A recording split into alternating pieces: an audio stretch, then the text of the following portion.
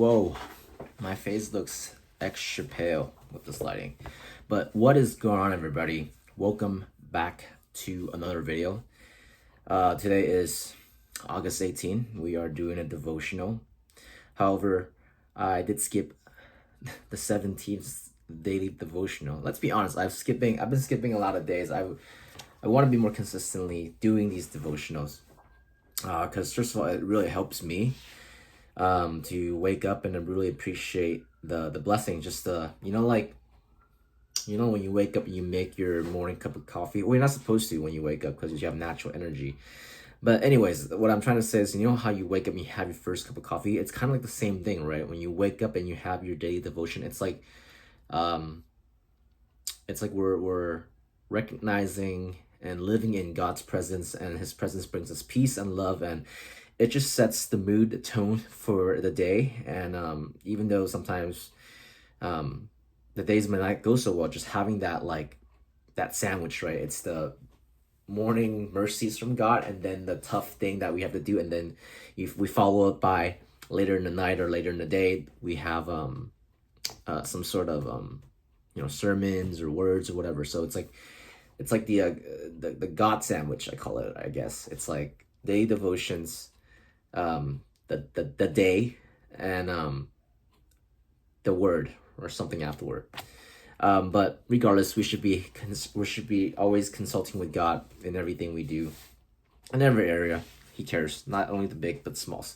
But anyway, so we are gonna actually go back one day and do the devotion, and I think this is a pretty good one because when I read it, I was like, oh, damn, I felt a little convicted. But hey, grace. We are bounded by His grace. August 17. One of the most basic sins in relationships is inattention. We make greater commitments to our gardens than the people we say we love. It really is true that the number one reason that relationships of all kinds go bad is neglect. Here is the structure of every relationship. This side of eternity. It is a flawed person in relationship to a flawed person in a fallen world, but with a faithful God. Since it is a flawed person in relationship to a flawed person, if you are in a relationship, you simply cannot let that relationship coast and expect that it will be okay. It's like planting a garden. You clear the land, you break the soil, and you plant, water, and nurture your flowers. But at that point, you do not have the liberty of walking away. Your work has not ended. In fact, it has just begun. Just because you have planted your flowers in impure soil and in a less than perfect environment, weeds will immediately begin to grow. And if you don't attend to them, they will soon dominate the turf and choke the vitality of your beautiful flowers. So it is with relationships. Once a relationship is planted, weeds quickly sprout. Weeds of conflict, control, bitterness, unforgiveness, anger, selfishness, pride, greed, jealousy, impatience, unkindness, and self-righteousness grow and choke the life out of the relationship. Daily attention is needed because every person in a relationship brings something dangerous and destructive into that relationship, something that is antisocial at its core. The Bible names this thing sin. As long as sin lives in us, it has the power to wreak havoc on our relationships. So we cannot neglect the daily nurture that they need. A good relationship is a good relationship because people in the relationship never quit working on the relationship. Does that sound dark to you? Does it make you want to run away from relationships? Well, you need not be afraid because if you are God's child, you bring something else into your relationships. That should give you hope. Peter reminds married couples in 1 Peter 3:7, verse 7, that they are joint heirs of the grace of life. There is hope for your relationships. There are resources for the struggle because you have inherited big, expansive, powerful, rescuing, transforming grace This grace is so huge and powerful that there is no way to wrap human words around it. This grace motivates and empowers the hard work that every relationship requires. In times of trouble, you move towards the other person, knowing the inheritance that you have been given for such a time as this. Day after day, knowing the grace you have been given, you rid your relationships of weeds of selfishness and sin so that flowers of peace and love may grow. And in the end, you don't celebrate how good you are at relationships. You celebrate the giver of that peace, Jesus Christ. Shout out to Jesus Christ. This grace daily rescue you from your bondage to you and gives you the resources to be a good person who truly loves each other. I'm pretty sure this message was really meant for married couples. But when I read it, I was obviously I'm not in the marriage or in a committed relationship. But so when I read it, I think of all the like friendships, relationships, right? Because if you think about it, right, anything that involves another person is a relationship, whether that's platonic or loving or whatever you got going on.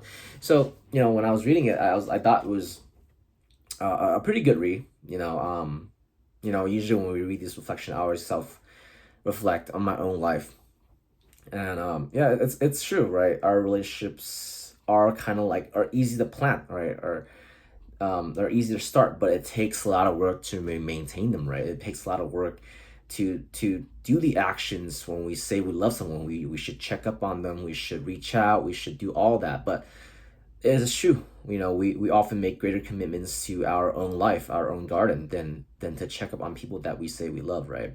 It's like I said, number one things that sours relationship is neglect, is not attending, not watering, not taking care of the garden, and letting a bunch of weeds of conflict, control, bitterness, etc. grow, right? It's these things that when we make our own, when we feel the importance of our own individual character within the relationship, is when things starts to go sour, because in a relationship we should make things about the other people, but instead, because of these things, because of our pride, because of sin, we tend to let the things go out of hand, right? And in this case, it's like self-righteousness, unkindness, impatience, and I'm sure everyone feels that way at a certain point. It's and that's why relationships are tough, because in a true relationship you gotta be able to let go of your ego. I think that's the big one. Let go of your ego and hear the other person, and all that difficult things. Let's see, what else did I write? Yeah, relationships are not one and done. They need time, effort, watering, and yeah, taking care of the weed. Let's say, yeah, taking care of the weed.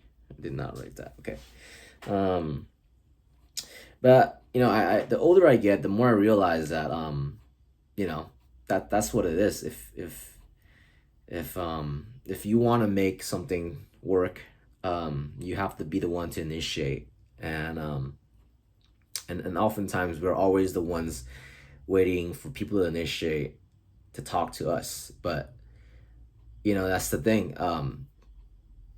You can never really count on other people to initiate. The only guarantee result, not guarantee result, but the guarantee action is you initiating. But initiate without having a result in mind of like, making somebody hang out, or expect someone to hang out, because everyone's busy to their own extent with their busy life. But sometimes reaching out is the best we can do to show that, hey, like, I care about this relationship. Hey, I'm curious to see what you're up to, how you're doing, and stuff like that. And yeah, and oftentimes that's hard when people are, like they said, committed to their own life. What else? Yeah. But yeah, I used to be a lot more bitter when it comes to like stuff like this. But the older you get, the more you realize, the more you have empathy, that once your own life starts getting busy, that you realize that like people don't reach out to you not because you know, they don't care. It's just that sometimes they have a lot going on in their plate, and relationships are not like 50-50, really. And I know that in an ideal world they're 50-50, but the truth is sometimes people are only at like 10% of battery, and like someone's gotta initiate, and it's not gonna be 50-50. But as long as, you know, the intention's there to make it work, there's going to make it work regardless. And it just takes a lot of, you know, juggling. You know, sometimes that's what it is to have balance, right? Balance is the thing that I feel like people nowadays are kind of out of whack with, you know, especially in this work culture that prides in being busy, when really busyness is a sign of imbalance in your life, right? Because a balanced life is how God wants us to live, right? When everything is balanced, right, He's in the center of it. But when things become out of balance, right, things become idols, things become that takes over in your life, right? God is no longer in the middle of it, right? He doesn't control it, right? But instead of work, it is I don't know what people make out of idols out of these days. Money. What else? I don't know. I'm sure you guys can come up with something when you think of the word imbalance and idols. But anyways, I thought this was pretty cool. You know, and it's important to remember the grace, right? When we're in a relationship with God, we recognize that like we have His grace. We you know, we could always come back to Him. We could always humble ourselves, you know, in front of Him, and He gives us grace for us to, you know, revisit our relationship without being hurt, without being without letting sin take over, you know, all that good stuff. What else? What else? I think that's it, guys. I know it should have been a morning devotion, but now it's like an evening devotion, or whenever devotion. Okay, guys. I hope you have a good rest of your day, and hope the week's been going well. I know I've been a little AMA, not AMA, MIA about uploading, and to be honest, after my cousin visited, I just felt really burned out. I felt really burned out, and energy wise, in terms of uploading, and I'm trying to get back into it slowly. And I think that's what it is. Sometimes um, life kind of changes, and you just have to adapt and you know, get back into it. I think for me, it's like I'm pretty vulnerable to changes, so that's why you know, it has such an effect on me. But regardless, you know, I'm grateful for my cousin and the time we spent together. You know, it's not every day he comes to visit, so hey, you know, we can only get better. Oh, not really, you know, but hey, we could always count on God to and to make things better. Well, I think I'm saying too much, but um, count on God. Yeah, count on God. Yeah, guys. Hope you have a rest of your day, and yeah, I'll see you guys on the next video. Peace.